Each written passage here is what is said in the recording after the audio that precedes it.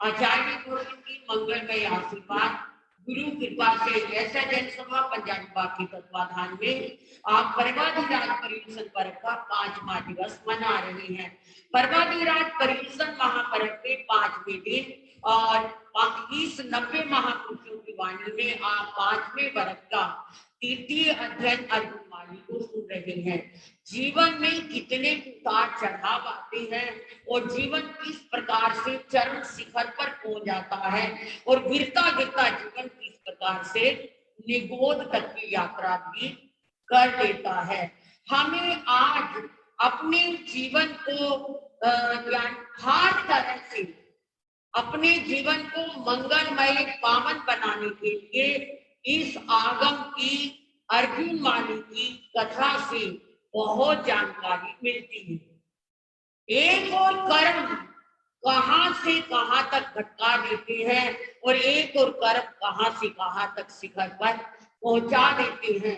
अगर हम अनेकांतवाद और शादवाद को देखते हैं, द्रव्य क्षेत्र काल भाव की अपेक्षा से, काल की अपेक्षा से, द्रव्य की अपेक्षा से, क्षेत्र की और भाव की अपेक्षा से, तो कोई जरूरी नहीं काल की अपेक्षा से आज एक नन्हा बच्चा, ये थोड़ा बड़ा है, मंद बुद्धि है, और हम ये विचार करें कि ये जिंदगी भर क्या रहेगा, मंद बुद्धि ही रहेगा, ऐसा कोई जरूरी नहीं। आज कोई बीमार है वो जिंदगी भर बीमार रहेगा, आज कोई गरीब है वो जिंदगी भर गरीब रहेगा, आज कोई असहाय है वो पूरे जीवन में असहाय रहेगा, ये कोई जरूरी नहीं।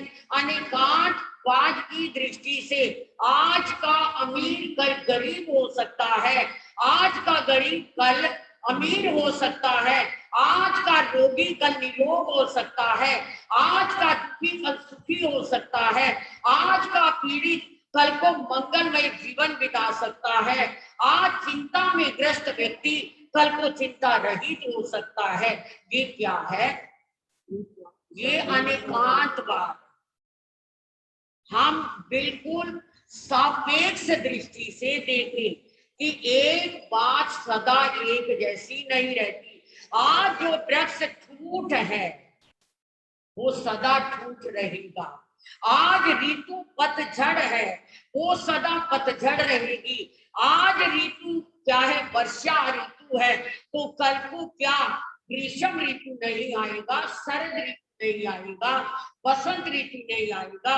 जैसे समय के साथ, काल के साथ, आपके साथ ये सब चेंजिंग होता रहता है, बदलता रहता है, ऐसे ही हमारे जीवन में भी उतार चढ़ाव आता रहता है। और समय के साथ बदलाव भी आता रहता है।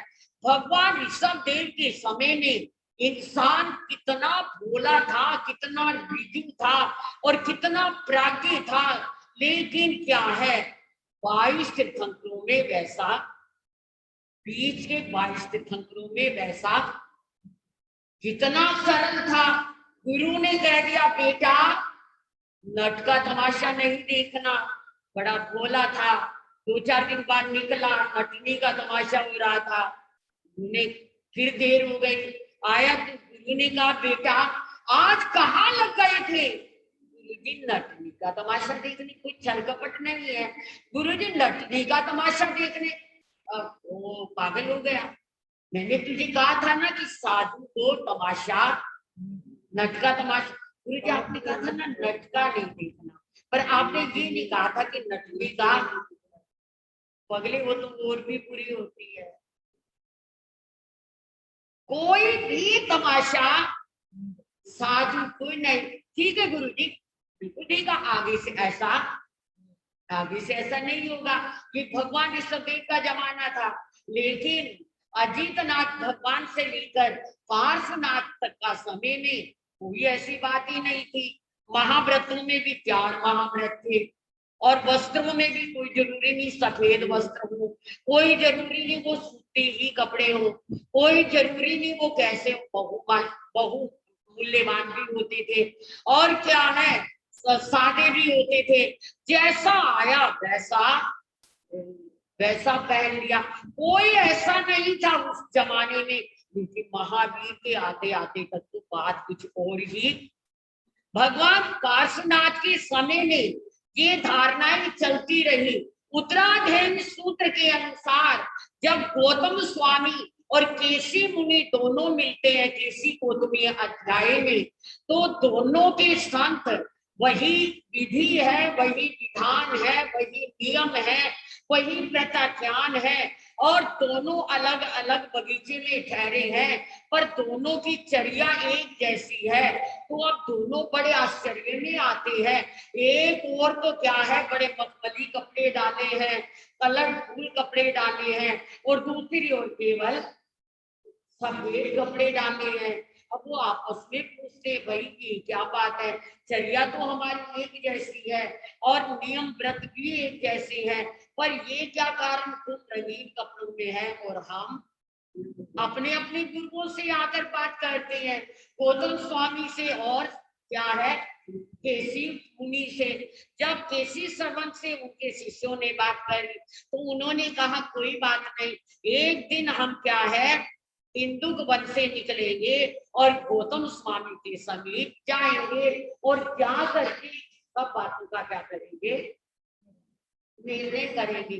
कोई ईगो नहीं है, कोई मान और अहंकार नहीं है, किसी तरह का कोई उतार चढ़ाव नहीं है।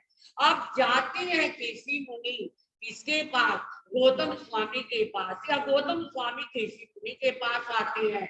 आकर के दोनों मिलते हैं। यहाँ तक ज्ञानियों ने कहा बड़े बड़े देव, बड़े बड़े यक्ष, देव दानव गंधर्व यक्ष, ये सब उनका मिलना देखने के लिए अप्रत्यक्ष रूप से क्या हो गए, खड़े हो गए, देखने लगे और प्रसन्न करने लगे। कौन?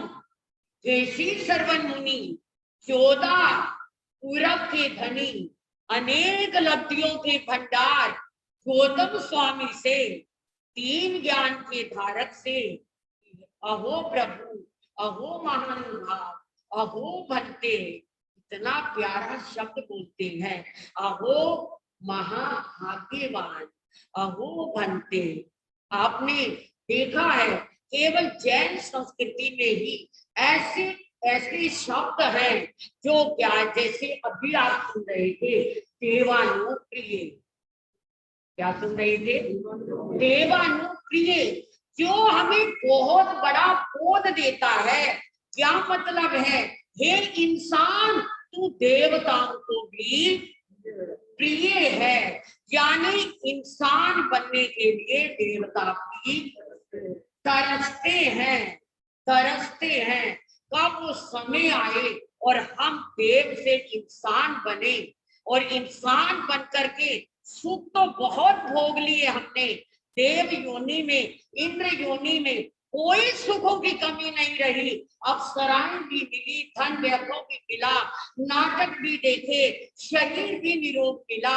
वहां तो कोई वैद्य नहीं, कोई डॉक्टर नहीं, सदा ही निरोग क्या है? ये सारे बचड़े कहाँ पर है? सारे मृत्यु लोक में है। वहां ऐसा कुछ भी नहीं। वहां तो आज जो हमने मनुष्य जन्म में कमा लिया, और कमा करके बैंक बैलेंस इकट्ठा कर लिया, वहां बैठकर तो बस हम क्या करते हैं? बैंक बैलेंस बैठकर खा रहे हैं, आगे बढ़ा भी नहीं रहे। क्योंकि देव ना कोई व्रत कर सकते, ना कोई नियम कर सकते, ना कोई प्रतिज्ञा। 9 पुण्य है, 9 पुण्य में भी त्रियंच कितने पुण्य बांध सकता है? कितने पुण्य बांध सकता है? त्रियंच कितने पुण्य बांध लेगा? यदि वो सन्नी है, सन्नी का मतलब मन वाला है, यदि वो मन वाला है तो मन से पुण्य बांध लेगा। वचन तो बेचारा क्या बोलेगा? काया से भी, जैसे उस मेंढक ने वचन से अपने मन से भी बांधा था कि ओहो पिछले जन्म में मैंने ऐसा किया, और मैं क्या हूँ, अपनी बावड़ियों में मस्त हो गया नंदन बनियार के जीवन में।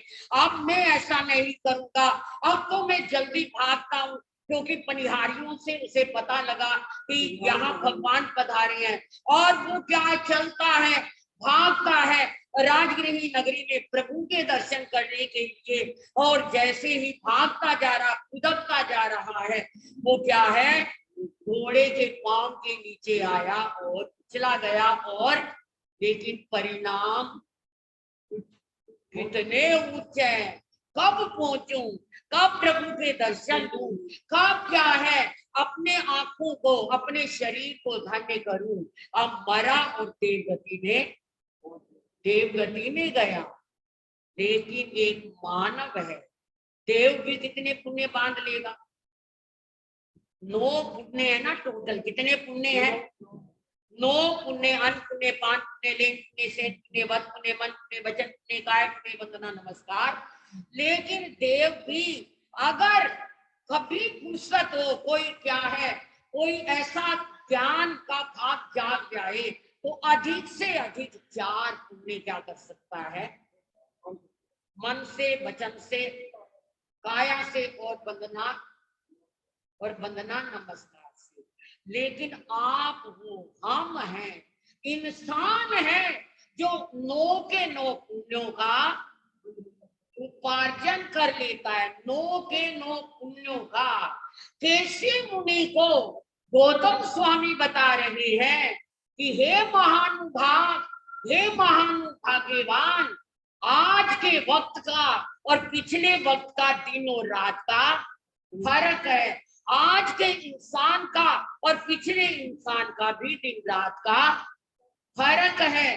देखिए, आज का इंसान भगवान महावीर के जमाने का इंसान सरल हो या ना हो, लेकिन तर्कवादी, कुतर्कवादी जरूर है। ये क्यों है, ये कैसे है, इसका क्या मतलब है, ये क्यों प्रभु ने बताया? इसलिए प्रभु ने 4 की जगह 5 महाव्रत रखे। ब्रह्मचर्य को अलग कर दिया। पहले परिग्रह में ही ब्रह्मचर्य को रखा हुआ था। स्त्री भी एक परिग्रह है, इसलिए हमने विवाह या स्त्री नहीं रखनी साधु को। पर क्या है, 5वें महाव्रत में प्रभु ने, क्योंकि आने वाले पंचम काल में इंसान कहेगा ऐसा तो दिखाई नहीं है, स्त्री भी रखो भाई। नहीं, प्रभु ने अलग से ब्रह्मचर्य का क्या कर दिया? महाव्रत कर दिया। और 5 रंग के कपड़ों में, अरे एक सफेद वस्त्र में ही क्या है? एक सफेद वस्त्र में ही वो टिक नहीं पाएंगे, पांचों रंगों में तो और समाज को दुखी कर देंगे। आज क्या है, ये रंग पसंद है ये लाओ, आज ये रंग पसंद है ये लेकर आओ, आज ये लेकर आओ भाई, ये सस्ता है ये नहीं चाहिए, ये महंगा ये नहीं चाहिए, ऐसा नहीं चाहिए, ऐसा नहीं चाहिए, ऐसा कपड़ा चाहिए। मतलब कहने का, आज हमारे हजार सफेद कपड़े को लेकर हजार नखरे, यानी गर्म चादरों को लेकर हजार नखरे है। और क्या अगर 5 रंग के कपड़े होते तो हम तो आपको बहुत ही दुखी। जो कोई विनती करता महाराज कुछ वस्त्र देख लो, कपड़ा भाई मतलब का होगा तो देखेंगे, नहीं तो समय के साथ परिवर्तन, समय के साथ क्या हुआ, परिवर्तन हुआ। मूल 5 महाव्रतों में कोई परिवर्तन नहीं हुआ, 5 महाव्रत उसी तरह के रहे, लेकिन हमारी क्रियाओं में क्या आ गया, आज भी फर्क है। मेरी क्रिया कुछ और है, इनकी कुछ और है, औरों की कुछ और है कि कोई माइक लगाता कोई नहीं लगाता, कोई लाइट जलाता कोई नहीं जलाता, कोई क्या है, सब तरह से अलग थलग रहता है। कोई कुछ कर लेता है कोई नहीं करता, कोई सवारी कर लेता है कोई वो नहीं। तो आज भी जितने जितने संयम जीवन के व्यक्ति हैं, सबकी क्या है, कोई एक समय भोजन लेता है, कोई पूरे व्रत रखता है, कोई तीनों समय, कोई जब जमीकन सेवन करता है, कोई नहीं करता। मतलब अपनी अपनी चर्या है, और हम उस चर्या को देखकर अपने कर्मों का उपार्जन ना करें, बने संयम जीवन को पाले। आज समाज में बहुत व्यवस्थाएं हैं, हमारी श्रावक समिति बनी समय को देखते हुए, जीतो और जीवो संस्थाएं बनी, जहां से सभी संतों और साध्वियों को पूरे भारतवर्ष के कार्ड दे दिए कि अगर कोई अचानक बीमारी आती है, अगर कोई अचानक क्या हार्ट प्रॉब्लम आती है, अगर कोई अचानक ऑपरेशन की नौबत आती है, तो तुम किसी का मुंह मत देखो कि समाज आएगा, कोई आएगा, हमारा भगत प्रिय आएगा, पैसे जमा करवाएगा, तब तो मर ही जाओ भाई, तब तक तो मर ही जाओ। नहीं, उन्होंने कार्ड इश्यू कर दिए पूरे भारतवर्ष में, दिगंबर मुनि, श्वेतांबर मुनि, स्थानकवासी मुनि, तेरा पंथ मुनि, जाओ और संघ को कह दिया ये कार्ड है, हर साधु साध्वी के नाम का, दिखाओ और इलाज करा लो, एक पैसा भी देने की किसी समाज को इतने साधन। हम लोगों के लिए कितना बड़ा लाभ, जीवो और जीतो संस्थाने धन्य है उन मुनियों को, और धन्य आचार्य श्री को। ये क्या है, क्या श्रावक समिति बनाने में, श्रावक खंड बनाने में, कि किसी को कोई चिंता नहीं। आज कोई भी बीमारी आए, 10 लाख रुपया भी लगे, तो कार्ड क्या कर देता है। आपने भी तो अपनी जेबों में कार्ड रखे हुए है ना, अब पैसा ले जाने की जरूरत नहीं, अब आपको बैग भरकर जाने की। वो पहला जमाना था, लोग कहते थे भाई विद्या कंठ और पैसा कंठ, क्या कहते थे भाई, तभी अमीरी है, विद्या कंठ हो, यानी विद्या को पूरी तरह से उतार रखा हो, और पैसा किसमें हो, गांठ में हो। पर आज वो जमाना नहीं रहा, आज तो क्या कहते हैं, आज क्या कहते हैं, पैसा बैंक और विद्या ग्रंथ, विद्या ग्रंथ और पैसा बैंक। आपने कार्ड ले लिया अपना, क्या बना लिया, क्या कहते हैं उसे, हाँ मेडिक्लेम का अलग है, हाँ विजेटी का, उसी से क्या है दिखाओ, और क्या है पैसा। इतने साधन बन गए आज परिवर्तन के जमाने में, और कहां कहां तक आगे पहुंच गया जमाना, और कहां कहां तक हम क्या है बनाते चले गए। तो ऐसा समाज, ऐसा संघ हर साधु साध्वी को मिले, और उस संघ में आकर अपने संयम का क्या करे, पालन करे, बहुत बड़ी बात है। और बहुत सारे हमारे समाज के लिए या हमारे समाज को धन्यवाद है, कैसे ये ऋण चुकाया जा सकता है। पहले तो खाली एक पात्रा लिया चल दिया, पर आज तो बढ़िया बढ़िया मकान भी है, स्थानक भी है, और स्थानकों में आपने सब कुछ अब वो हम देखें कि हमने कितनी क्रिया लगानी है, कितना दोष लगाना है, कैसे अपने जीवन को, संयम को बचाना है। आपने कोई कमी नहीं रखी समय के साथ। तो मेरा मतलब कहने का भैया, हम फिर भी संयम की दृढ़ता को बढ़ाएं। आने वाले वक्त को देखकर हम कैसे संयम में अपने जीवन को सजग रख सकते हैं, संयम को सुरक्षित रख सकते हैं, इन सब बातों का निर्णय ले बड़ी पड़ रही है। मैं नहीं चाहती आपका समय लूं, बात तो बहुत सारी करनी आपसे, लेकिन फिर कर लूंगी। अभी हमारे पास 3 दिन क्यों, 10 लक्ष्मी पर्व पर भी 10 दिन पूरे धर्म के 10 लक्षण चले, पूरे धर्म के 10 लक्षण 10 लक्ष्मियों में भी चलेंगे। हमें श्वेतांबर दिगंबर से कोई मतलब नहीं, हमें तो 10 लक्षण कर्म से मतलब है। और एक एक लक्षण जीवन को ऊंचा ऊंचा ऊंचा उठाने वाला है। खंती हो, मुक्ति हो, अजबे हो, माजवे हो, सत्य हो, सोच हो, संयम हो, ब्रह्मचर्य हो, ये 10 लक्षण जो हैं जीवन को कैसे ऊंचा उठाते हैं, बढ़ाते हैं। आप प्रतिदिन, हमारा पंजाबी बात है सज्जन सभा कितने कार्यों में जुटा है। और सबसे बड़ी बात है, इन्होंने एक कमी जो अभी प्रधान जी की थी उसको पूरी किया। और पूरा करने के बाद देखिए अब समाज में कैसी कैसी सेवा दी जा सकती है। प्रतिदिन का प्रसाद रखा, प्रतिदिन सूत्र मांझना रखी, और प्रतिदिन का क्या रखा, जाप रखा, और प्रतिकर्मण रखा। भिन्न भिन्न विभिन्न कार्य जो हम प्रयुक्तों के दिनों में कर सकते हैं, आपने किया, धन्यवाद है इसके लिए। बहुत बहुत शुभकामनाएं हैं। आज करवा राज प्रयुक्तन का 5वां दिन है, और 5वें दिन में श्री कलम सूत्र के अनुसार भगवान महावीर का जन्मदिन मनाया जाता है। जन्मदिन मनाने के लिए भी आप अपने नन्हे मुंह को बुला सकते हैं, मगर हमने नाम नॉमिनेट किया। हमारे तो बैग वाले भैया कहते हैं, मधु जी, क्या नाम भैया का, बैग वाले भैया, सुनील भैया, सुनील भैया के पोते को अब भगवान महावीर बनाया, मगर और भी बन सकते हैं, ऐसा कोई